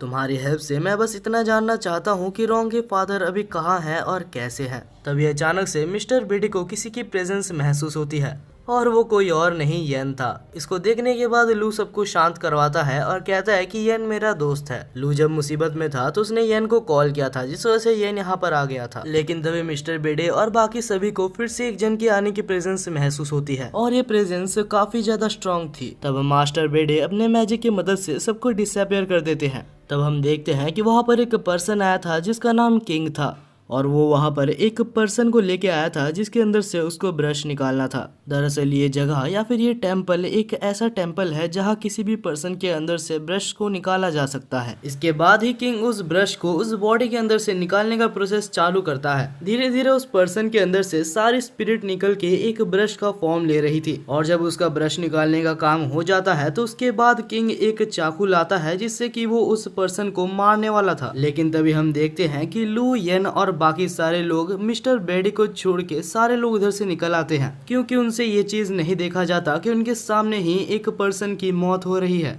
क्योंकि सब लोग निकल ही चुके थे तो मिस्टर बेडी को भी वहाँ से निकलना ही होता है। तब किंग लू को देख के बहुत ज्यादा खुश हो जाता है, क्योंकि उसे पता लग चुका था कि लू के अंदर भी 7 कोलोसल ब्रशेस में से एक ब्रश मौजूद है और जो पर्सन से वो ब्रश को अभी एक्सट्रैक्ट किया वो पर्सन के अंदर भी एक 7 कोलोसल ब्रशेस में से एक ब्रश मौजूद था। तब जैसे ही किंग लू के ऊपर हमला करता है तो लू अपनी पावर को समन करने की कोशिश करता है, लेकिन नहीं कर पाता। वो तो अच्छा हुआ कि जू ने सही टाइम पे लू को बचा लिया था। ये देख के मास्टर बेडे कहते हैं कि लू तुम पीछे रहो, क्योंकि तुम्हें अभी तक पूरी तरीके से ब्रश को यूज करना शायद नहीं आया है। दूसरी तरफ जू अभी भी किंग से लड़ रहा होता है। जू बहुत ही अच्छा टक्कर किंग को दे रहा था। उसे कोई मैजिक यूज करना तो नहीं आता, वो हैंड टू हैंड कॉम्बैट में ही किंग को बहुत ही अच्छा टक्कर दे रहा था। लेकिन कुछ देर बाद ही किंग काफी ज्यादा गुस्सा हो जाता है और अपने मैजिक की मदद से अपना सबसे ज्यादा स्ट्रॉन्गेस्ट हमले को प्रिपेयर करता है और उसके बाद कहता है कि इस पॉइंट पे तुम कुछ भी कर लो तुम बच नहीं सकते, तुम सब मारे जाओगे। दूसरी तरफ हम मास्टर बैडी को देखते हैं जिसे सब कुछ समझ आ गया था और वो वहाँ पर एक बैरियर बनाता है, लेकिन इस बैरियर को भी किंग बहुत ही आराम से तोड़ देता है और एक और बहुत ही ज्यादा खतरनाक हमला करता है, लेकिन जू सामने आके खुद को सेक्रीफाइस करके सबको बचा लेता है। अब इस पॉइंट पे किंग काफी ज्यादा ही पावरफुल हो गया था। वो आराम से मास्टर बैडी से लू और येन को छुड़ा के अपने पास ले लेता है, लेकिन तब किंग का ध्यान उस पर्सन की तरफ जाता है जिससे कि वो ब्रश को एक्सट्रैक्ट कर रहा था। अभी किंग को उसके ऊपर पूरा फोकस लगाना होगा, नहीं तो ब्रश एक्सट्रैक्ट वो नहीं कर पाएगा। तब वो लू और येन को साइड में रख के ब्रश को पूरी तरीके से एक्सट्रैक्ट करता है। दूसरी तरफ येन और लू काफी ज्यादा मुसीबत में थे, उन्हें नहीं पता था कि आखिर वो लोग वहां से कैसे निकलेंगे। तब हम देखते हैं कि किंग फिर से जब लू और येन को पकड़ने आता है तब येन अपने हाथों की मदद से उस पावर्स की मदद से किंग को छू देता है। जैसे ही येन किंग को छूता है तो किंग के पास जो ब्रश था वो फिर से उस पर्सन के अंदर चला जाता है। तब हम देखते हैं कि लू को पता चलता है कि येन के पास दो पावर्स है, एक पावर हील करने की और एक पावर पास्ट में जाने की। तब हम देखते हैं कि किंग उन दोनों को फिर से अपने कब्जे में करने के लिए एक और बहुत ही ज्यादा खतरनाक हमले को प्रिपेयर कर रहा था, लेकिन तब किंग का हमला मिस हो जाता है और वो हमला सीधा जाके ब्रश पेन पे लगता है और वो ब्रश पेन जाके सीधा फिर से लू के अंदर चला जाता है। 2 मिनट के लिए तो वहाँ पर सारे लोग ही चुप हो गए थे, क्योंकि इस वर्ल्ड में ये इम्पॉसिबल है कि किसी एक पर्सन के अंदर 2 स्पिरिट ब्रश चला जाए। हम लू को देखते हैं जिसके अंदर एक बहुत ही बड़ा एनर्जी ब्लास्ट होता है और यहाँ तक किंग के सामने लू ने अपनी नई पावर को दिखा दी थी। उस वक्त के लिए किंग वहाँ पर बिल्कुल ही डर चुका था, जिस वजह से वो वहाँ से भाग जाता है। इसके बाद हमें दिखाया जाता है कि येन तो बहुत ही ज्यादा खुश था कि उसने इतनी जल्दी अपनी नई पावर को आइडेंटिफाई भी कर लिया और उसे यूज करना भी सीख गया। लेकिन तब लू काफी ज्यादा थक गया था और वो नीचे बैठ जाता है और कहता है कि मैंने अपनी नई पावर को नहीं सीखा है। वो कहता है कि मैंने बस एक पोएम को रिसाइट किया था जिससे कि बस उसकी इमेजिनेशन बनी थी। इन रियलिटी उस ब्रश को मुझे चलाना बिल्कुल भी नहीं आता। इसके बाद ही मास्टर बैडे आते हैं और लू की बॉडी को चेक करते हैं और कहते हैं कि मुझे नहीं पता कैसे, लेकिन लू ने 2 ब्रशेस को फ्यूज करने में कामयाब रहा था। देखा जाए तो इससे पहले भी एक पर्सन ने जबरदस्ती ऐसे करने की कोशिश की थी, लेकिन कुछ देर बाद ही वो मारा गया था। इससे पहले इस दुनिया में कोई भी नहीं आया जिसके पास 2 ब्रशेस हो। इसके बाद ही वहाँ पर एक लेटर भी आता है जो कि रॉन्ग की तरफ से था। उस लेटर को पढ़ने के बाद लू कहता है कि मेरे को समझ नहीं आता कि आखिर रॉन्ग मेरे साथ अच्छा व्यवहार कर रही है या सिर्फ मेरा फायदा उठा रही है। वेलियन कहता है कि तुम्हें एक और बार रॉन्ग को मौका दे के देखना चाहिए। दूसरी तरफ हम लू, मिस्टर बैडे और येन को देखते हैं जो कि जाते हैं उनके विलेज में ताकि किसी भी तरीके से हो, लेकिन लू के अंदर से जो 2 ब्रशेस हैं उनमें से एक को एक्सट्रैक्ट किया जा सके, क्योंकि अगर ये ना किया जाए तो इसकी कोई गारंटी नहीं है कि लू कब तक जिंदा रहेगा। अब लू, येन और मिस्टर बेडे उस विलेज के चीफ के पास जाते हैं, क्योंकि अगर सबसे ज्यादा इन्फॉर्मेशन किसी को होगी तो वो विलेज का चीफ ही होगा। जब चीफ ये सुनता है कि लू ने खुद के अंदर 2 ब्रशेस को एब्जॉर्ब किया है, वो भी बिना किसी हार्म के, तो वो कहता है कि शायद तुम्हारी बॉडी थोड़ी डिफरेंट है और तुम चाहो तो बहुत ही अच्छे और आगे तक जा सकते हो। लेकिन तब लू कहता है कि मुझे इसकी जरूरत नहीं है और जल्दी से जल्दी प्लीज आप कुछ भी करके मेरे अंदर से ब्रश को निकाल दीजिए, क्योंकि मैं सिंगल नहीं मरना चाहता। अब लू की दुख भरी कहानी सुनने के बाद चीफ कुछ करने की कोशिश करता है। वो अपने आप को लू के साथ अटैच कर लेता है और कोशिश करता है कि वो लू के अंदर से एक ब्रश को निकाल ले, और ये चीज काफी ज्यादा हार्ड थी और ये करते करते चीफ काफी ज्यादा थक गया था। चीफ कुछ देर के लिए बैठा ही था कि अचानक से कहीं से हमला होता है और चीफ की जान चली जाती है। एक विलेज का चीफ अचानक से मर जाना कोई छोटी बात नहीं है, जिस वजह से पूरी विलेज में अफरा तफरी मच जाती है और हम देखते हैं कि वहाँ पर एक लड़की आती है जो ये सब वहाँ पर देख के सबको बता देती है। लू और मास्टर बेडे काफी ज्यादा मुसीबत में थे, क्योंकि सब समझेंगे कि उन दोनों ने ही चीफ को मारा है, जिस वजह से वो लोग एक सीक्रेट जगह पर भागते हैं। वो दोनों एक टेम्पल के पास आते हैं जिसके साइड में से एक रास्ता निकलता है एक लाइब्रेरी का। मास्टर बेडे कहते हैं कि इस लाइब्रेरी के बारे में किसी को भी शायद नहीं पता, तो यहाँ पर रहना भी के लिए सबसे हमारे लिए सेफेस्ट होगा। लेकिन ये लाइब्रेरी कोई नॉर्मल लाइब्रेरी नहीं है, यहाँ से निकलने के लिए हमें बहुत सारी मेहनत करनी होगी, और अब हम यहाँ पर आ चुके हैं तो हम वापस नहीं जा सकते, क्योंकि अगर हम गए तो हम मारे जाएंगे। अब जैसे ही वो लोग लाइब्रेरी में आगे बढ़ते हैं तो वहाँ पर एक बहुत ही अजीब सी हैंडराइटिंग में कुछ लिखी हुई थी, और हम देखते हैं कि साथ ही में वहाँ पर बीच में बहुत सारे ब्रशेस भी रखे हुए थे।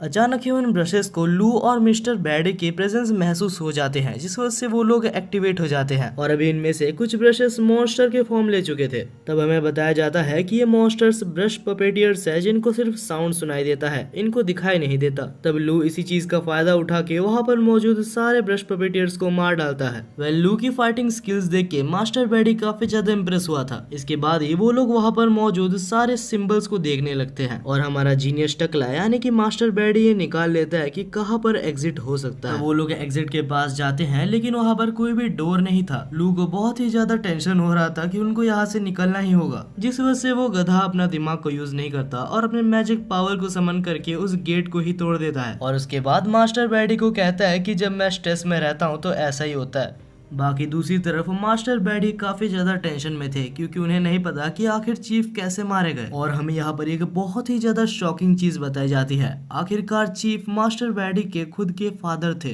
अब दोनों ही अलग अलग हो जाते हैं और हम देखते हैं कि लू फाइनली येन को खोज लेता है। रात हो चुकी थी लेकिन लू सो नहीं पा रहा था। उसे क्या पता कि अगर वो आज रात सो जाए तो कल सुबह वो उठे या ना उठे। तब वो अपने नए ब्रश को समन करता है और उससे पूछता है कि आखिर मैं तुमको अलग कैसे करूं। लेकिन ब्रश वापस उसको एक खाली पेज दे देता है, यानी कि लू की तरह लू का ब्रश भी बिल्कुल ही गधा है। यहाँ में एक और शॉकिंग चीज पता चलती है। लू का जो सेकंड ब्रश है यानी कि ये येलो वाला ब्रश, लू जब जब इसका इस्तेमाल करेगा तब तक लू की लाइफ धीरे धीरे खत्म होते जाएगी।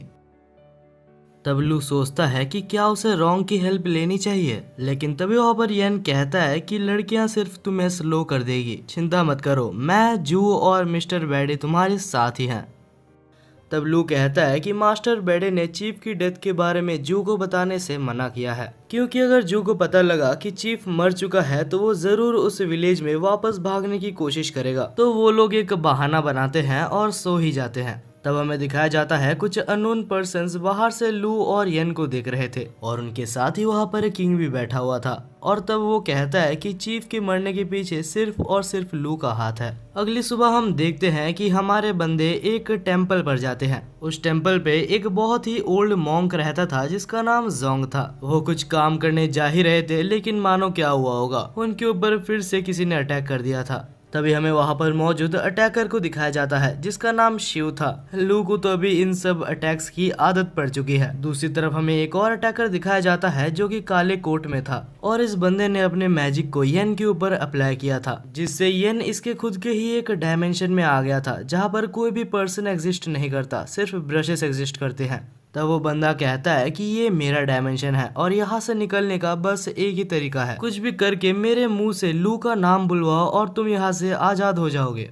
येन यहाँ पर बिल्कुल ही बुरी तरीके से फंस चुका है। अब येन को अपनी राइमिंग स्किल्स तो दिखानी ही होगी। दूसरी तरफ हम लू को देखते हैं जो कि अपनी जान बचा के भाग रहा था, लेकिन तब अटैकर शिव उसके ऊपर हमला करती है और कहती है कि हमारे चीफ को मार के तुम ऐसे नहीं भाग सकते। तब लू खुद को प्रोटेक्ट करने के लिए अपनी पावर से एक स्वॉर्ड को समन करता है, लेकिन अनफॉर्चुनेटली वो स्वॉर्ड काफी ज्यादा वीक था। लू तब अपनी पावर्स को फिर से समन करने की कोशिश करता है लेकिन वो भी काम नहीं करता। लू अभी अटैकर शिव से काफी ज्यादा बुरा पिट रहा था, लेकिन तब अटैकर शिव सामने आती है और कहती है कि चिंता मत करो, तुम सिर्फ अकेले नहीं पिट रहे, तुम्हारे दोस्त तुमसे भी ज्यादा बुरा पिट रहे हैं। हमें दिखाया जाता है कि येन अभी भी उसी के वश में होता है, जहां दूसरी तरफ जू को किंग मिल के मार रहा था। अब प्रेजेंट में अटैकर शिव लू को मारने ही वाली थी, लेकिन तब लू स्माइल करता है और वहां पर धुआं धुआं करके वहां से बच जाता है। बाद में वो एक ड्रैगन समन करके लड़ने की कोशिश करता है लेकिन लड़ नहीं पाता।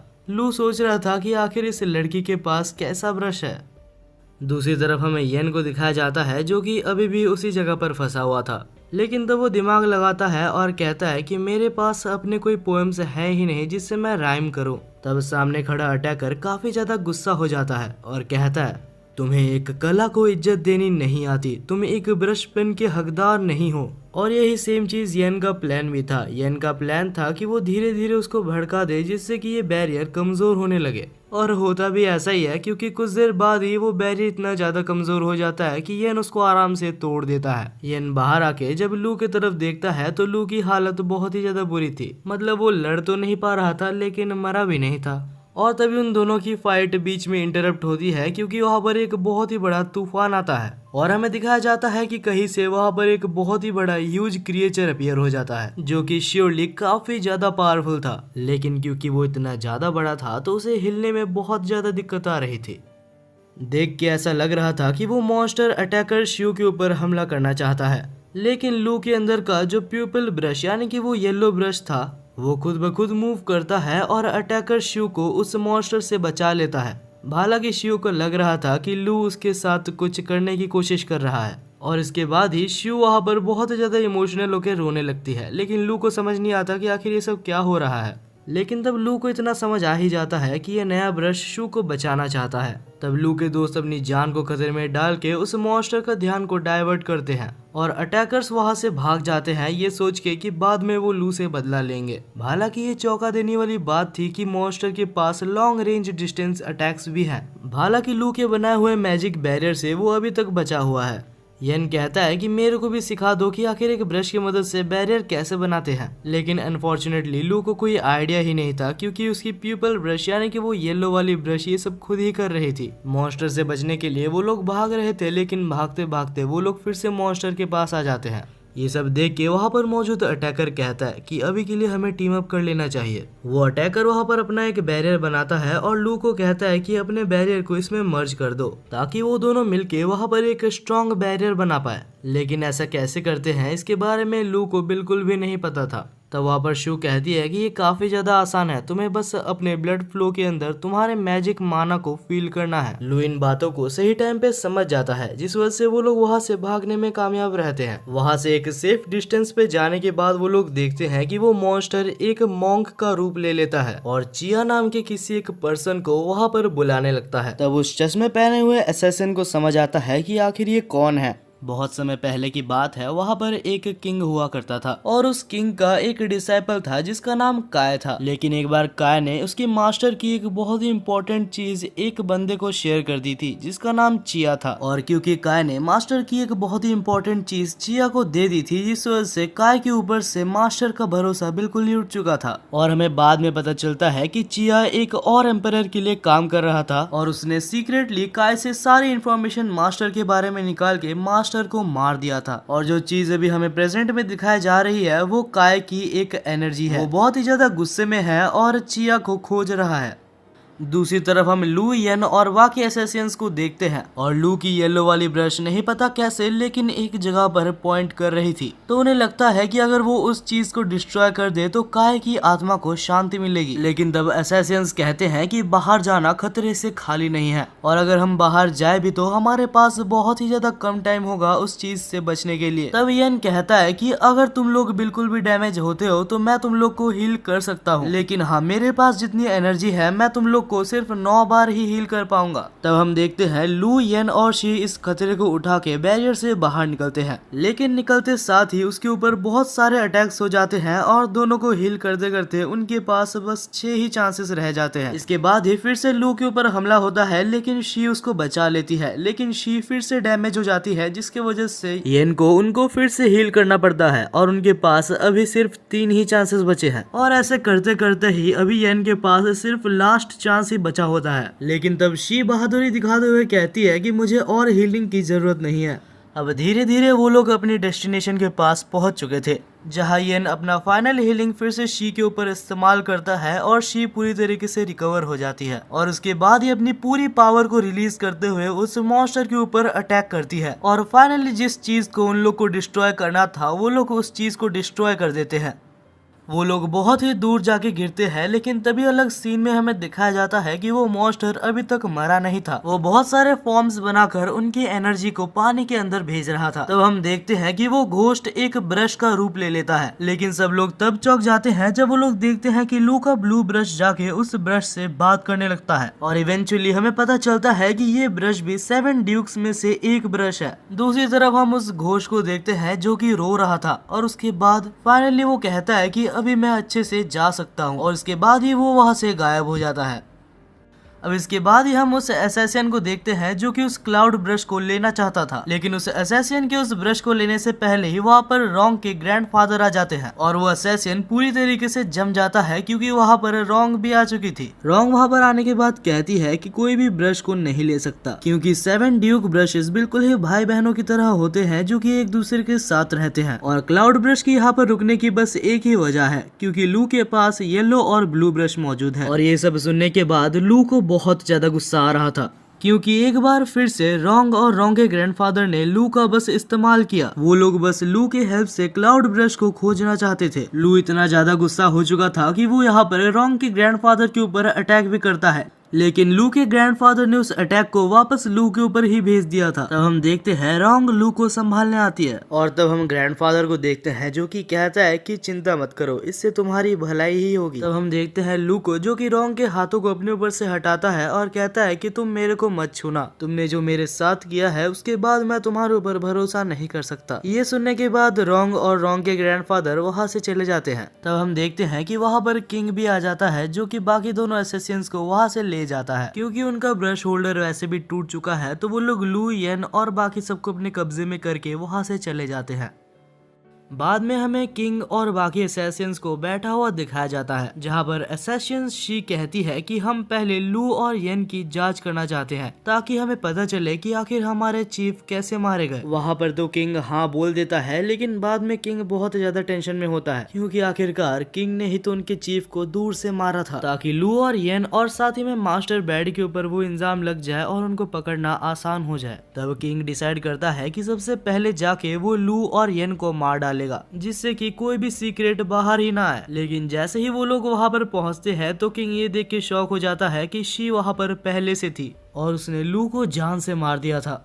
और इसके बाद वो कहती है कि मैं बस अपने चीफ के मारे जाने का इनसे बदला ले रही थी क्योंकि इनके पास से मेरे को ये चीज मिली। उस चीज को देखने के बाद किंग कहता है कि हाँ यही तो चीफ है। लेकिन तब शी पूछती है कि आखिर तुम्हें कैसे पता कि ये चीफ है क्योंकि इससे पहले तुमने चीफ को कभी भी नहीं देखा। लेकिन तब वो एक झूठ बोलता है और कहता है कि आईडी में पहले से चीफ का नाम लिखा हुआ था, लेकिन असल में वहाँ पर चीफ का नाम था ही नहीं, वो असल में येन का आईडी पास था। अनफॉर्चुनेटली एक के बाद एक किंग का झूठ पकड़ा जा रहा था और इसके बाद ही ये रिवील होता है कि लू और येन मारे नहीं गए थे, वो लोग बस शी का साथ दे रहे थे ताकि वो लोग मिलके किंग का झूठ को सामने ला सके। तभी वहाँ पर एक बूढ़ा आदमी आता है जिसका नाम फे था और वो कहता है कि तुम्हें बहुत कुछ एक्सप्लेन करना बाकी है। किंग तब वहाँ पर उनके ऊपर अटैक करने की कोशिश करता है, लेकिन तब फे नाम का वो बंदा किंग को नॉकआउट कर देता है और इसके बाद ही किंग को वहाँ पर टांग दिया जाता है। और तब फे अपनी एक एबिलिटी का यूज करता है जिससे कि वो किंग के ब्रश को टेम्पररी वहाँ से बाहर निकलता है और इस तरीके से वो किंग से सब कुछ सच सच उगलवा सकता है क्योंकि किंग कुछ भी बोलने से मना कर रहा था, जिस वजह से फे को ये टेक्निक का यूज करना पड़ा।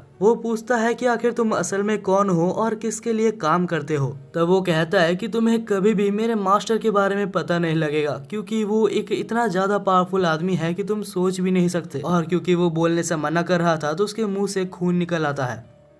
अब ये प्रोसेस तो आगे कंटिन्यू रहेगा, लेकिन बाद में हमें दिखाया जाता है कि अब लू और येन यहाँ से निकल रहे थे जहाँ पर शी लू को थैंक यू बोलती है उसे बचाने के लिए। तब लू कहता है कि मैंने तो कुछ किया ही नहीं, जो किया मेरे ब्रश ने किया। आखिर में फे कहता है कि तुम दोनों को थैंक यू बोलने के लिए हमारे क्लैन मास्टर तुमसे मिलना चाहते हैं और ये और कोई नहीं जू के फैमिली का हेड यानी कि वही ली था। तब लू को समझ आता है सबसे पहले उसके ऊपर जिसने अटैक किया था वो ली नहीं था, वो ली के भेष में कोई और पर्सन था। अब दोनों ही एक साथ बैठे हुए थे जहाँ पर लू पूछता है कि क्या आपको कोई तरीका पता है जिससे कि मैं मेरे अंदर मौजूद 2 ब्रशेस को अलग कर सकूं। लेकिन अनफॉर्चुनेटली ली को इस बारे में कुछ भी नहीं पता होता है। वो लू को कहता है कि तुम एक जगह पर जाके देखो जिसका नाम ननरी है, वहाँ पर मौजूद लोगों के बारे में इन सब के बारे में कुछ न कुछ पता होगा, लेकिन वहाँ के लोगों से थोड़ा सा सावधान रहना क्योंकि वहाँ के लोग काफी ज्यादा डेंजरस हैं। वहाँ के कुछ लोग तुम्हारे ऊपर एक्सपेरिमेंट भी कर सकते हैं और तुम्हें ब्रश पेपेटियर्स भी बना सकते हैं। वो लोग अगर चाहे तो वो लोग तुम्हें गुलाम बनाकर रख सकते हैं और क्योंकि तुम्हारे अंदर 2 ब्रशेस मौजूद हैं तो वो लोग तुम्हारे अंदर इंटरेस्ट जरूर दिखाएंगे।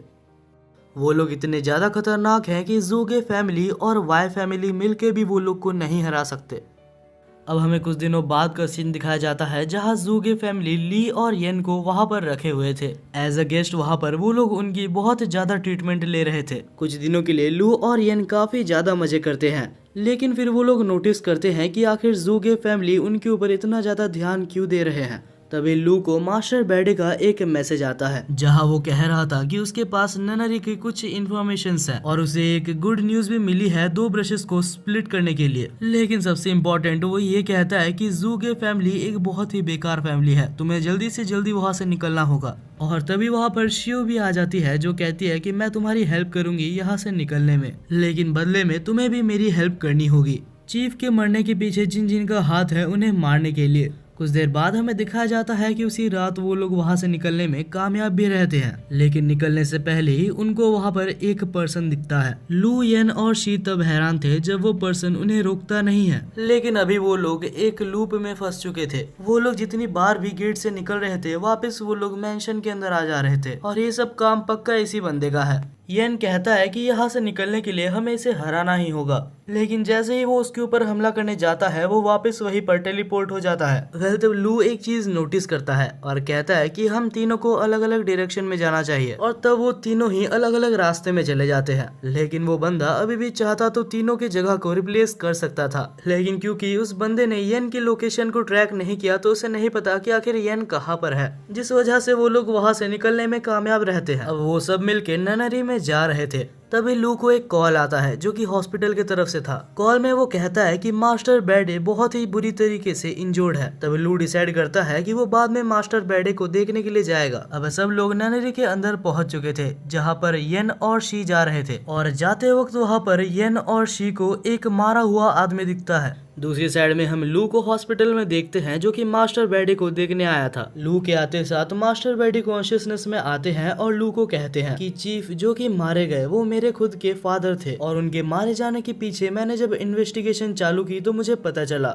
लू तुम्हें पहले से तो ये पता ही है कि वाई फैमिली और जू के फैमिली दुश्मन है, लेकिन इन्वेस्टिगेशन के टाइम में मुझे पता चला कि वाई फैमिली और जू के फैमिली के बीच में एक ट्रेटर मौजूद है, यानी कि वो वाई फैमिली की हर इंफॉर्मेशन जाके जू के फैमिली को बताता है। मास्टर बेडी कहता है कि मैं उनके पीछे पीछे ही था और मैंने उनको बात करते हुए सुना कि वाई फैमिली और जू के फैमिली के सबसे ज्यादा इम्पोर्टेंट और सबसे ज्यादा पावरफुल ब्रशेस को वो लोग चुराने की कोशिश कर रहे थे। फर्दर जब मैंने उनका पीछा किया तो मैंने देखा कि वो दोनों ननरी के पास जा रहे थे और वहाँ पर मैं पकड़ा गया और उन दोनों ने मुझे बहुत ज्यादा मारा। और तभी लू को ध्यान में आता है कि येन और शी अभी ननरी के अंदर ही हैं। दूसरी तरफ येन और शी उस मरे हुए आदमी को देख रहे थे। शी काफी ज्यादा टेंशन में थी क्योंकि उसे लग रहा था कि मास्टर ने उससे कुछ छुपाया है। सब कुछ जानने के लिए येन और शी ननरी के अंदर भागते हैं। दूसरी तरफ लू येन को कॉल करता है लेकिन येन उठाता नहीं है, तो लू वहाँ से निकलता है जल्दी से जल्दी उनके पास जाने के लिए। दूसरी तरफ लू और शी वहाँ पर पहुंच चुके थे और वो लोग देखते हैं कि वही चश्मा वाला एसेसियन और साथ ही में मास्टर फे वहीं पर होते हैं और वो लोग मौजूद वहाँ पर ननरी के मास्टर से लड़ रहे होते हैं और उस ननरी के मास्टर के साथ उसका ट्रेटर भी था। शी बीच में कूद के उसका हेल्प करना चाहती थी, लेकिन तब येन उसको रोकता है और कहता है कि पहले सिचुएशन को अच्छे से समझ जाते हैं। और तभी वहाँ पर एक पावरफुल ब्रश पपेट आ जाता है और ननरी के ब्रश पपेट इतना ज्यादा पावरफुल होते हैं अगर वो चाहता तो उस चश्मे वाले एसेसियन को उधर ही मार सकता था। लेकिन तब मास्टर अपने ब्रश को समन करके अपने पावर्स को एक्टिवेट करता है और उसकी पावर को देख के येन भी चौंक गया था क्योंकि उसकी पावर काफी ज्यादा इंसेन थी और 1 सेकंड के अंदर ही उस ब्रश पपेट को वहाँ से हटा देता है। तब वो देखता है कि इन सारे ब्रश पपेट को वहाँ पर मौजूद ननरी का मास्टर कंट्रोल कर रहा था। तब फे उसके ऊपर हमला करने जाता है, लेकिन उसके हमला करने से पहले ही वहाँ पर बीच में फिर से एक और ब्रश पपेट आ जाता है। तब ननरी का मास्टर वहाँ पर मौजूद सारे ब्रश पपेटियर्स की पावर्स को भी बढ़ा देता है, लेकिन फे अभी भी अपनी पावर्स की मदद से उन पपेट्स को काफी आसानी से हरा देता है। लेकिन तब खुद ननरी का मास्टर मैदान में उतर जाता है और हम देखते हैं कि वो फे को यहाँ पर ब्रश पपेटियर ही बनाने वाला था, लेकिन तब शी और येन बीच में कूद जाते हैं और फे को बचा लेते हैं। हालांकि लड़ते वक्त येन को एक मॉन्स्टर हमला कर देता है और वो दूर जाके गिरता है। वो कहता है कि मैं तो बस फे को रिकवर करने वाला था, मैं बेकार ही में बैठ जाता हूँ। वेल येन और शी को समझ आ जाता है कि उनकी पावर यहाँ पर यूजलेस है लेकिन तभी हमारे वहाँ पर हीरो की एंट्री होती है। लू वहाँ पर आते साथ ही अपने पावर्स के मदद से बहुत सारे सोल्जर्स को समन करता है। लू येन को उठाता है और एक स्ट्रॉन्ग हैंडशेक देता है, यानी कि मानो वो ये कह रहा था कि चिंता मत कर दोस्त, मैं आ चुका हूँ। हैंडशेक के साथ ही लू येन के हाथों में कुछ देता है। अब जैसे ही वो लोग मिलकर हमला करने वाले थे तभी ननरी का मास्टर अटैक करता है और शी, येन और साथ ही में मास्टर तक को बेहोश कर देता है। उसने एक ऐसा हमला किया था जो कि धीरे धीरे उनके पास से एनर्जी लेके उनको मार देगा। तब वो कहता है कि मुझे पता है तुम यहाँ पर इसलिए आए हो ताकि तुम अपने ब्रश को सेपरेट कर सको। लू के पास और कोई भी ऑप्शन नहीं था सिवाय उसके बात मानने के। तब ननरी का मास्टर कहता है कि मेरी बात ध्यान से सुनो, यहाँ से थोड़े आगे जाते ही तुम्हें एक छोटा सा मेंशन दिखेगा, उसके अंदर जाना सबके लिए पॉसिबल नहीं है। वहाँ पर 4 ड्रैगन्स रहते हैं और साथ ही वहाँ पर एक मास्टर कैलीग्राफर रहता है जिसको कि बहुत ही मुश्किल से उस जगह पर सील किया गया है। तुम्हें अपने येलो ब्रश का यूज करके उस मेंशन के अंदर जाने का मौका मिलेगा और वहाँ पर जाने के बाद तुम अपने पेन्स को सेपरेट कर सकते हो। तब लू भी मान जाता है और अपनी ब्रश की मदद से उस जगह के अंदर चले जाता है। वैसे वो जगह अंदर से बिल्कुल ही अलग और बहुत ही ज्यादा सुंदर थी। बाहर हम ननरी के मास्टर को देखते हैं जो कि कहता है कि इसके अंदर जो भी गया है वो मरा हुआ ही वापस आया है। लू जब वहाँ पर सेक्रीफाइस हो जाएगा तो यहाँ जाने का रास्ता खुल जाएगा और साथ ही साथ हमें लू के ब्रशेस भी मिल जाएंगे। दूसरी तरफ हमें लू को दिखाया जाता है जो कि 4 ड्रैगन से घिरा हुआ था, लेकिन कोई भी ड्रैगन उसके ऊपर हमला नहीं कर रहा था क्योंकि लू के पास जो ब्लू ब्रश है वो उनसे बात कर सकती थी। और तभी वहाँ पर कैलीग्राफर भी आता है और कैलीग्राफर को देख के लू बिल्कुल ही चौंक गया था। तब हम देखते हैं कि कैलीग्राफर उसको अपने साथ एक रूम में ले जाता है और वहाँ पर उसे एक ड्रिंक देता है। ड्रिंक को पीते साथ ही लू के सारे इंजरीज हील हो जाते हैं। दूसरी तरफ हम येन को देखते हैं जिसका हाथ चमक रहा था। लू ने येन के हाथों में एक ऐसा चीज दिया था जिससे कि वो पूरी तरीके से रिकवर हो गया था। येन रिकवर होने के बाद चुपचाप से फे और शी को रिकवर कर देता है और उनको रिकवर करने के बाद वो तीनों मिलके फिर से उनके ऊपर हमला करने लगते हैं। दूसरी तरफ हम फिर से लू और कैलीग्राफर को देखते हैं। कैलीग्राफर कहता है कि तुम्हारे पास 2 ऑप्शंस हैं, या तो तुम अपने अंदर से दोनों ब्रशेस में से एक ब्रश को निकाल दो या तो तुम्हें एक ऐसी पावर मिलेगी जिससे कि तुम उनको बचा सकते हो। तब लू दूसरे ऑप्शन को सिलेक्ट करता है और उसको सिलेक्ट करते साथ ही लू को एक बहुत ही ज्यादा ओवर पावर्ड स्किल मिलती है और उस स्किल के साथ वो बाहर जाके 1 सेकंड के अंदर वहां पर मौजूद सारे एनिमीज को हरा देता है। और उसके बाद वो ननरी के मास्टर को पकड़ के पूछता है कि आखिर तुम्हारा मास्टर कौन है। तब वो कहता है कि हमारे मास्टर का नाम हैन जॉन है। और जैसे ही वो उसके मास्टर का नाम लेता है तो उसके मास्टर के द्वारा वो मारा जाता है। तब लू को याद आता है कि उसके टीचर ने भी बहुत पहले ये नाम को बोला था। तभी वहाँ पर सनराइज होता है और लू सोचता है कि आखिर उसे आगे क्या करना है।